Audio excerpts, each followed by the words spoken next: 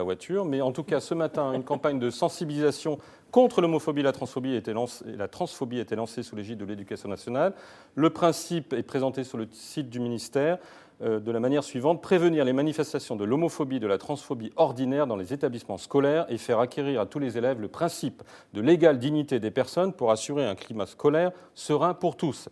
Dit d'une autre manière par Jean-Michel Blanquer sur Europe 1 ce matin, cela donne ceci.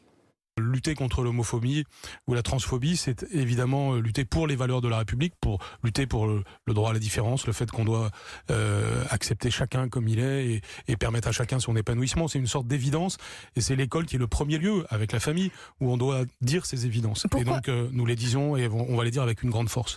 On va faire un tour de table très rapide. Bernard de Villardière, je crois que vous avez un film en soude sur ce sujet. Sur l'homophobie dans le monde. Voilà, enfin, plus dire qu'on se rend compte qu'en France, on a fait quand même énormément de progrès, grâce à Dieu, bien sûr. Est-ce que l'école est mais il y a 71 États dans le monde où l'homosexualité est condamnée, condamnable, et 8 pays dans lesquels on est passible d'une condamnation à mort. Est-ce qu'il vous semble qu'en France, l'école est le bon lieu pour enseigner ceci ou... Oui, ça peut l'être, mais il ne faut pas oublier la famille. Je suis content qu'il ait dit que la famille est importante aussi. Je ne sais pas à quel âge se fera ces cours d'éducation ou de sensibilisation. Collège, mais lycée aussi, je crois. D'accord. Voilà, après, qui va le faire, comment, etc. Moi, en tant que parent, il y aura beaucoup d'affiches, en tant que papa, je serai assez vigilant. Qui le fait, comment, voilà. Et je pense que on est dans la sexualité, l'orientation sexuelle, comme on dit aujourd'hui, même si j'aime pas beaucoup ce terme, parce qu'il n'y a pas d'orientation. On est soit homosexuel, soit hétérosexuel. Enfin, la nature décide pour vous. Enfin, c'est pas tellement un choix, contrairement à ce qu'on pourrait dire. Et donc, voilà, la manière dont on communique sur ces questions auprès des adolescents, c'est très important. Et d'ailleurs, certains psys vous disent qu'aujourd'hui, il y a beaucoup d'angoisse chez les adolescents, parce que tout d'un coup, on leur présente la chose en disant « Ah non, mais tu peux choisir ». Ben non, tu ne choisis pas, c'est selon ta nature. Et c'est aux parents, évidemment, d'accompagner, d'être vigilants. Voilà. Et donc, j'ai peur qu'on déresponsabilise les parents dans ce combat contre l'homophobie, qui est un juste combat. Bien sûr. Vincent Tremolet, vous n'avez pas l'impression que Jean-Michel Blanquer se renie un tout petit peu, parce qu'il avait décidé que l'école, c'était vraiment un lieu où on apprend et que ça relève plutôt effectivement de l'éducation familiale plutôt que l'éducation nationale, ce genre de sujet? Là, moi, j'ai trouvé que sa déclaration était à la fois... personne ne peut la partager, et en même temps, il y a quelque chose d'un peu creux en disant les valeurs de la République, etc. Moi, il me semble quand même que la meilleure façon de désarmer les préjugés, et l'homophobie née d'un préjugé, c'est la culture générale, c'est justement l'éducation de l'intelligence, de la sensibilité, et qui permet ensuite de surmonter un certain nombre d'idées fausses. Et ça, à mon avis, on ne le fait pas avec des enseignements théoriques ou des espèces de leçons de morale, comme on faisait des leçons de morale sous la Troisième République. Ça me paraît... à mon avis, ça ne me paraît pas très efficace et opérant, mais peut-être je me trompe. Patrick Pelloux ? Moi, je crois que vous vous trompez. Ah, voilà. Décidément, on va vous laisser tous les deux. Non, mais je vous adore, mais je crois que vous vous trompez, parce que c'est pas creux de dire d'un coup que le ministre de l'Éducation nationale dise « je vais remettre les valeurs de la République ». Évidemment, vous avez des quartiers où d'un coup, les valeurs de la République, elles sont faites par la famille, par le collectif, par la mairie, etc.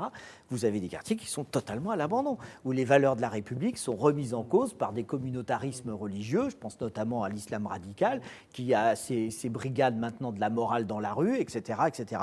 Faut lutter. C'est pour ça que Blanquer, moi, je soutiens ce qu'il fait. Les brigades de la morale qui sont largement homophobes, d'ailleurs. Largement homophobes. C'est pour ça, exactement. C'est pour ça que cette idée, plus on dira qu'il faut remettre les valeurs de la République auprès des élèves, des collégiens, des lycéens, mais même du cours élémentaire, plus le vivre ensemble sera tolérable. Moi, je suis complètement d'accord avec cette mesure, parce que tout ce qui permet de faire avancer la tolérance et de lutter... Parce que, écoutez, il faut arrêter de se leurrer. L'un des endroits les plus intolérants qui soient, ce sont les cours de récréation. Ça, tous les pédopsychiatres, ça a toujours été le cas. Donc, il faut, à un moment, c'est là où il faut mettre les mains dans le moteur et se poser des questions pour que la tolérance, elle soit vraiment quelque chose qu'on enseigne et qu'on apprenne. La tolérance doit dépasser le cadre de la lutte contre l'homophobie. La tolérance, de manière générale. Mais de manière générale. Voilà. Moi, j'ai beaucoup souffert dans mes cours de récréation de porter de particules. Sur ce on ne va pas faire des problème-là, cours pour... Vous avez été marqué comme en êtes moi fiers. par Vous en ce êtes bien gamin. sortis, surtout. Ben, oui, je l'apporte d'autant plus fièrement que j'en ai Qui a souffert. quasiment filmé en direct son bien suicide sûr. il y a quelque temps et qui passait son temps à se faire traiter Bien de sûr. PD sur les réseaux. C'est pas possible. On est obligé de se battre. Mais vous avez raison. Je ne remets pas du tout en cause ce que vous dites. Je dis simplement que l'invocation des valeurs de la République ne suffit pas. C'est-à-dire qu'il y a un moment, et c'est le problème de l'ensauvagement de la société française aujourd'hui, c'est que les éléments comment dire, les plus simples de civilisation ne sont pas enseignés. Oui, ne vont pas de soi.